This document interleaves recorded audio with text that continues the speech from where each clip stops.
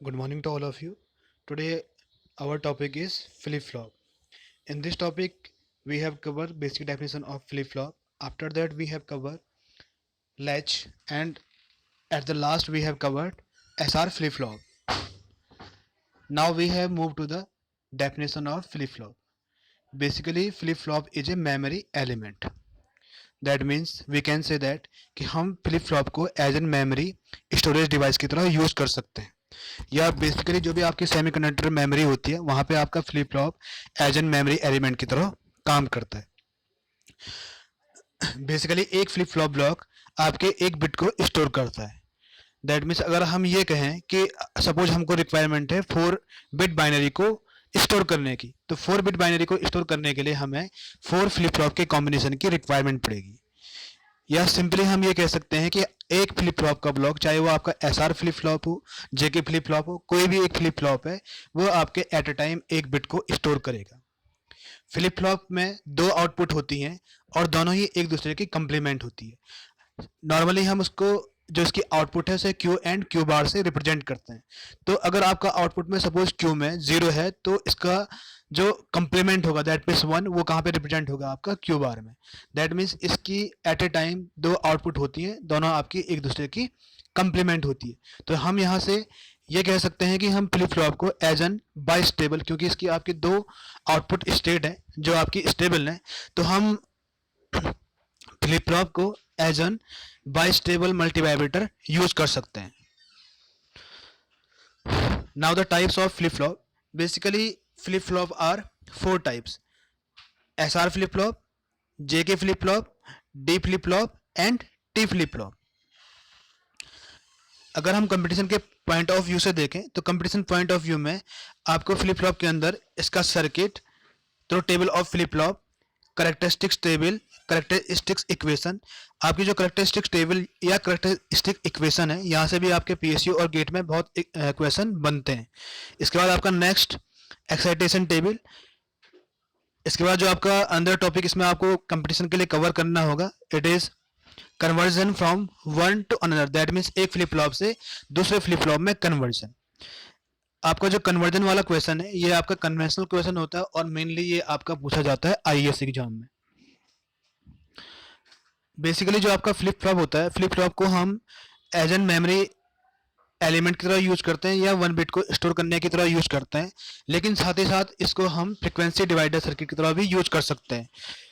जैसे अगर हम सपोज जेके फ्लिप फ्लॉप को टॉगल मोड में यूज करें और इस पे हम फ्रिक्वेंसी दे दें एफ फ्रिक्वेंसी, तो जो इसकी आपकी आउटपुट फ्रिक्वेंसी होगी दैट मीन्स यहाँ अगर हम इसके इनपुट पे एफ फ्रिक्वेंसी दे दें तो आउटपुट में इसकी जो फ्रिक्वेंसी आएगी दैट मीन्स इस पोर्ट पे वो आपकी f/2, that means it is known as frequency divider circuit. Now we have move to the SR latch. Latch और फ्लिप फ्लॉप दोनों ही एक बिट को स्टोर करने के लिए यूज होते हैं, लेकिन वहां पे आपका जो लैच और फ्लिप फ्लॉप होता है उसमें थोड़ा सा चेंज होता है। जनरली हम फ्लिप फ्लॉप में क्लॉक पल्स का यूज करते हैं और एसआर में हम क्लॉक का यूज नहीं करते हैं। अगर हम सर्किट के कॉम्बिनेशन के अकॉर्डिंग देखें तो एसआर लैच या सिंपली हम लैच बोले तो लैच का कंस्ट्रक्शन इजी होता है with comparison to flip flop. That means flip flop, या हम यहाँ पे स्पेशली बात कर रहे हैं एसआर लैच की, तो एसआर लैच आपका लेस कॉम्प्लेक्स है with comparison to SR flip flop. This diagram show the SR latch by using of NAND gate and this diagram show the SR latch by using of NOR gate। That means जो हमारा SR latch है वो आपके दो gate की help से बन सकता है, NAND gate and NOR gate. We know that कि जो आपका NAND गेट या NOR गेट होता है वो दोनों ही आपका दो इनपुट गेट होता है। तो इसमें जो हमारा एक इनपुट होता है दैट मीन्स जो हमारा यहाँ पे SR latch का कॉम्बिनेशन बना हुआ है उसमें हमने दो NAND गेट यूज किए हुए हैं। यहाँ पे हमारा दो नैंड गेट यूज है। इसमें हमारा एक गेट पे हम एस इनपुट अप्लाई कर रहे हैं और सेकंड पे हम आर। जो इनकी सेकंड इनपुट है वो यहाँ पे फीडबैक से कनेक्ट है। दैट मीन्स जो आपका आउटपुट है वो आपका फीडबैक होता है दूसरे गेट के लिए। जैसे हम यहाँ पे देखें कि जो आपका एस इनपुट नैंड गेट है तो उसका जो दूसरा इनपुट है वो आपका क्यू बार से लिया गया है। इसी टाइप से जो आपका आर इनपुट नैंड गेट है तो आर इनपुट नैंड गेट का जो सेकंड इनपुट है वो क्यू आउटपुट से लिया गया है। तो दैट मीन्स जो आपका एस आर लैच या इसके बाद हम डिस्कस करेंगे एस आर फ्लिप फ्लॉप, वो दोनों ही आपके सीक्वेंशियल सर्किट है जो उसकी प्रेजेंट इनपुट और साथ ही साथ उसके प्रीवियस आउटपुट पे डिपेंड करता है। नाउ वी हैव डिस्कस तो table of this S R latch. S R latch में हमें पता है कि हम यहाँ पे यूज कर रहे हैं नैंड गेट, और we know that NAND gate के लिए अगर कोई भी एक इनपुट या हम सिंपली बोले कि यहाँ पे डिसेबल बिट होती है जीरो, जीरो के केस में इसकी फंक्शनिंग हर टाइम ये आपका वन ही आउटपुट देगा, दैट मीन्स वो इसकी फंक्शनिंग को रोक देगा। तो यहाँ पे जो आपकी डिसेबल बिट है वो आपका जीरो है और इनेबल बिट वन है। वन के केस में ये आपका दूसरे इनपुट पे डिपेंड करता है कि दूसरा इनपुट जीरो है या वन है, उसके अकॉर्डिंग ये आपका आउटपुट को जनरेट करेगा। अब हम इसके टेबल को डिस्क्राइब करते हैं। तो टेबल में देखिए आप, जब हमारा यहाँ पे इनपुट एस एंड आर है, that means S and R, यहाँ पे जो हमारा आउटपुट है दिस इज क्यू। अगर हमारे दो इनपुट हैं एस आर तो हमारे इसके लिए चार पॉसिबल कॉम्बिनेशन होंगे, दैट मीन्स 0 0 0 1 1 0 एंड 1 1। अब इस केस में हम फर्स्ट डिस्क्राइब करते हैं 0 0 को। अगर हमारा एस एंड आर पे 0 0 है, दैट मीन्स यहाँ पे 0 एंड 0।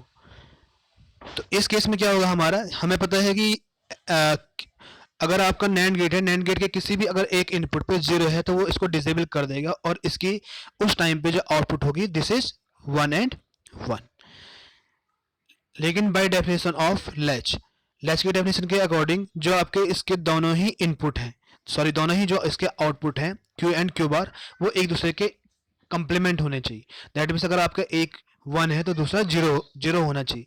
लेकिन अगर हम इनपुट में 0 0 देंगे तो आउटपुट आपकी 1 1 आएगी। तो ये कंडीशन क्या है आपकी इस लैच के लिए इनवैलिड कंडीशन है, तो हम इसे कहते हैं इनवैलिड, जैसे हमने यहाँ पे तो टेबल के फर्स्ट आउटपुट में शो किया हुआ है, दिस इज इनवैलिड कंडीशन।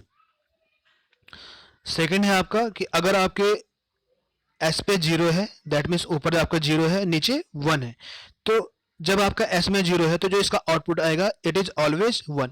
वो दैट मीन्स वो डिपेंड नहीं करेगा कि इसका दूसरा इनपुट क्या है। अगर 0 है एस में तो इसका आउटपुट 1 होगा। तो आपका एस में जब 0 है तो आउटपुट दैट मीन्स क्यू क्या है आपका 0 है। तो इस कंडीशन में जो आपका क्यू बार होगा, दैट मीन्स अगर आपका ये 1 दोबारा फीडबैक होके जाए आर वाले नैंड गेट पे, तो आपका जो यहाँ पे इनपुट होगा आर वाले नैंड गेट के लिए दोनों ही 1 1 होंगे, और 1 1 के केस में आपका इसका आउटपुट क्या हो जाएगा 0। दैट मीन्स ऊपर 1 नीचे 0।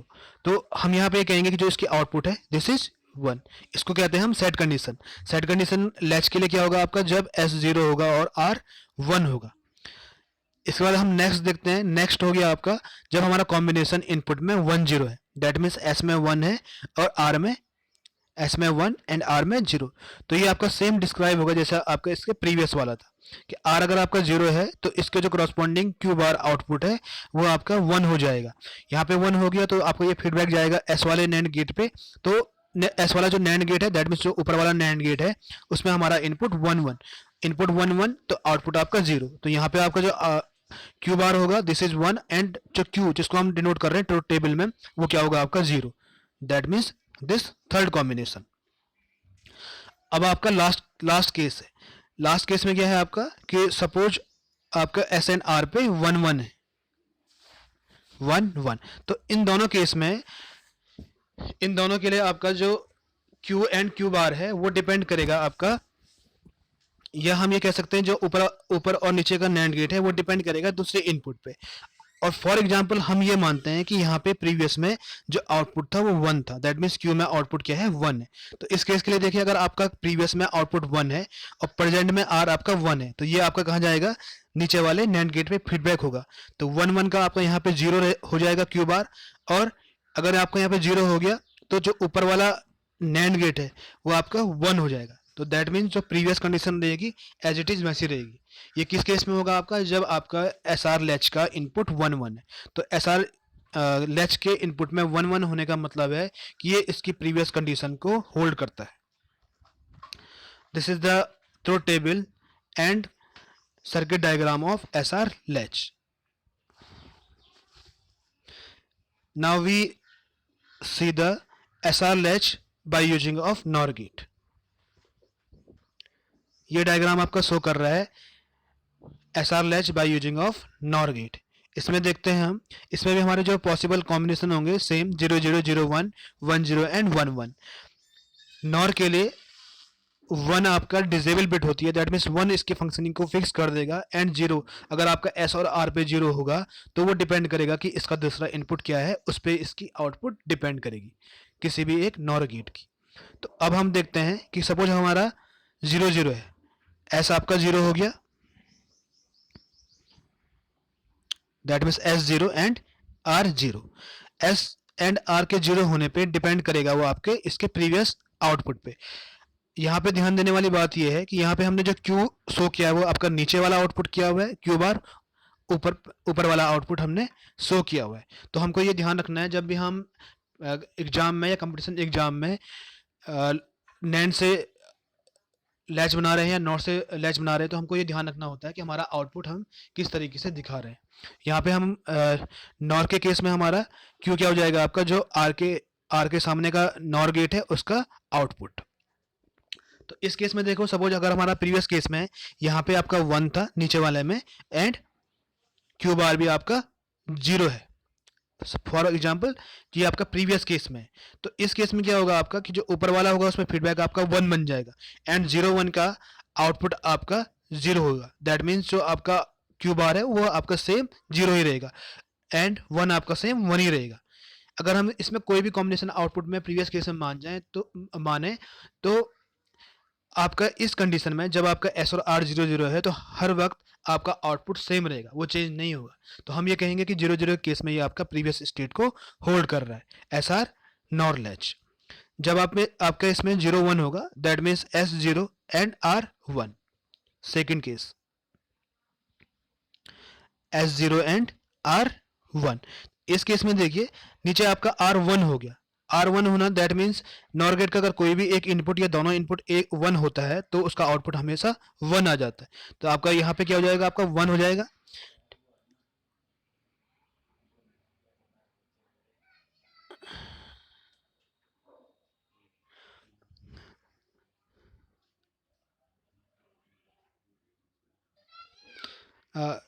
जब आपका इसका इनपुट यहाँ पे हम एक मिस्टेक हो गई है, जब आपका नॉर गेट में कोई भी एक इनपुट 1 होगा तो इसका आउटपुट हमेशा 0 होगा. दैट मीन्स हम अभी डिस्कस कर रहे हैं कंडीशन, आपका यहाँ पे S में 0 एंड R में 1 है. तो इस केस के लिए देखिए जब आपका यहाँ पे एक 1 आ जाता है तो 1 के केस में हमेशा ये आपका आउटपुट 0 होगा. दैट मीन्स ये हमेशा 0 रहेगा. अब ये 0 आपका रिफ्लेक्ट होगा कहाँ पे, आपका जो ऊपर वाला नॉर गेट है उसके फीडबैक में. तो ऊपर हो जाएगा आपका 1 एंड 0 1 एंड 0. दैट मीन्स इसका आउटपुट क्या होगा आपका 0.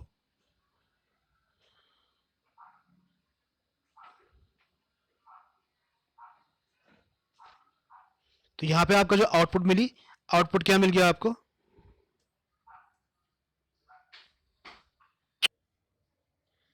यहाँ पे हम SR latch by using of NOR gate इसको हम दोबारा से डिफाइन कर रहे हैं. आपका जो 0 0 जब इसका कॉम्बिनेशन 0 0 है तो इसमें आपकी प्रीवियस स्टेट है ये आपका, दैट मीन्स इसमें प्रीवियस में आपका Q एंड Q नॉट में कोई भी बिट होगी, जब आपके इसकी इनपुट में 0 0 बिट होंगी तो ये हमेशा उसी को रिफ्लेक्ट करेगा. दैट मीन्स 0 0 केस में ये आपका प्रीवियस स्टेट को होल्ड करके रखेगा. सेकेंड केस है जब आपका S में 0 एंड R में 1, दैट मीन्स 0 एंड 1. इस केस में देखिए आपका जब आपका R में 1 हो गया तो 1 क्या करता है, आपके नॉर गेट को डिसेबल कर देता है. दैट मीन्स 1 के कंडीशन में आपका जो आउटपुट होगा हमेशा 0 होगा. अब आपका ये 0 और रिफ्लेक्ट बैक होगा या फीडबैक होगा ऊपर वाले नॉर गेट में, और 0 0 के केस में आपका ये 1. तो दैट मीन्स ये जब आपका इनपुट 0 एंड 1 है तो उस केस में आपका जो आउटपुट है दिस इज 0. इसको हम बोलेंगे रीसेट कंडीशन. थर्ड कॉम्बिनेशन है आपका जब आपका इनपुट 1 एंड 0 है, दैट मीन्स यहाँ आपका S में 1 एंड R में 0. इस केस के लिए देखिए जब आपका यहाँ पे 1 है एस में, तो इसका आउटपुट हमेशा 0, दैट मीन्स क्यू बार आपका 0। ये भी आपका फीडबैक होगा नीचे वाले नॉर गेट में, तो आपका 0 0 का 1, तो दैट मीन्स यहाँ पे जो आउटपुट आएगा दिस इज 1। इस कंडीशन को हम बोलेंगे सेट कंडीशन। लास्ट है आपका 1 1, नॉर गेट के लिए 1 1, दैट मीन्स यहाँ पे भी आपका 1 1। और मैंने ये आपको ऑलरेडी डिफाइन कर चुका हूँ कि एसआर के लिए या नॉर गेट के लिए आपका अगर किसी भी इनपुट पे 1 होगा तो आउटपुट हमेशा 0, तो दैट मीन्स इस केस में आउटपुट क्यू नॉट भी आपका 0 एंड क्यू आपका 0। और फ्लिप फ्लॉप की डेफिनेशन को ये इनवैलिड करता है, दैट मीन्स आपका जो ये कंडीशन है दिस इज इनवैलिड कंडीशन, क्योंकि आपका फ्लिप फ्लॉप में हमेशा जो दोनों आउटपुट है हमेशा कंप्लीमेंट की फॉर्म में होना चाहिए। तो जो आपका 1 1 वाली कंडीशन है एसआर लैच के लिए इनवैलिड कंडीशन है। Thank you guys.